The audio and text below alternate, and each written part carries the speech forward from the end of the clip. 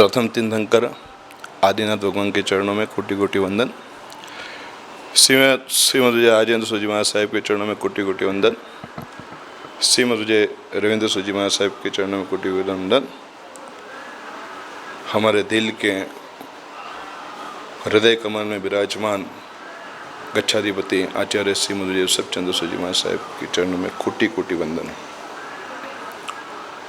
गुरु क्या है?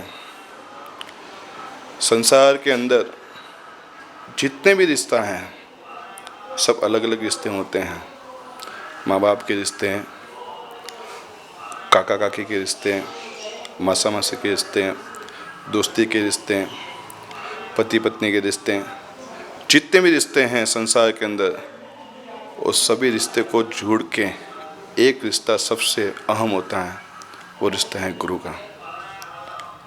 गुरु अपने शिष्य के लिए सब कुछ करता है, सब रिश्ते गुरु निभाता है और अपने शिष्य को आनंद में रखता है। हमारे गुरुदेव श्रीमद विजय ऋषभ चंद्र सूजी महाराज साहब के पास आज हमें 5 साल हो गए।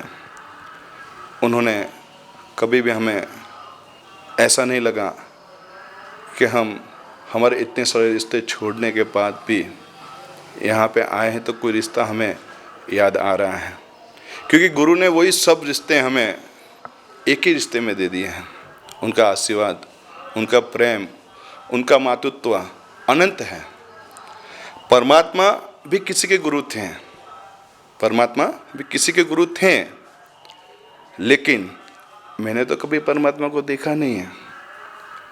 मैंने मेरे गुरु के चेहरे में अपने आदिनाथ को देखा है, अपने पार्श्वनाथ को देखा है, अपने राजेंद्र सूरी को देखा है। सभी जितने भी गुरु हैं उनके चेहरों में मैंने देखा है। इतने सरल है हमारे गुरु, कहने से कुछ नहीं होता है। अगर मैं कह दूं कि मैं मेरे गुरु से बहुत प्रेम करता हूं, मेरे गुरु जैसा कोई नहीं है दुनिया में, ऐसा नहीं होता है। उन्होंने ये हमें जताया है और इसलिए वो हमारे प्रिय हैं। और मैं मेरे गुरु से सिर्फ इतना ही कहना चाहता हूं, गुरुदेव हमारे से जो भी गलती हो चुकी हैं या होने वाली हैं वो सभी के लिए मैं आपको मिच्छामि दुक्कडम कहना चाहता हूं। और मेरा जो समर्पण भाव है, हमारा जो समर्पण भाव है वो हमेशा ऐसा ही बना रहे। मैं आपके सामने कभी खड़ा रहना नहीं चाहता हूं। बस परमात्मा से एक ही मेरी प्रार्थना है कि मैं आपके चरणों में हमेशा रहना चाहता हूं। बस आप हमें हमारे दिल में से कभी मत निकालना। आप हमारे क्या हो वो हम जानते हैं, गुरु की महिमा क्या है वो हम जानते हैं। अगर हमारे अंदर समर्पण भाव नहीं होगा तो गुरु के वो आशीर्वाद हमें कभी नहीं मिलेंगे। अगर हमें श्रद्धा ही नहीं है तो हमें आशीर्वाद नहीं मिलेंगे। गुरु परीक्षा लेते हैं, उसके अंदर पास होना बहुत ही ज़रूरी है। फेल हो गए तो हमारे और मेहनत करनी है कि हम गुरु के पास कैसे रहते हैं। समर्पण भाव बहुत ही ज़रूरी है। गुरु पूर्णिमा है तो गुरु पूर्णिमा के अंदर मैं सिर्फ इतना ही कहना चाहता हूँ कि गुरु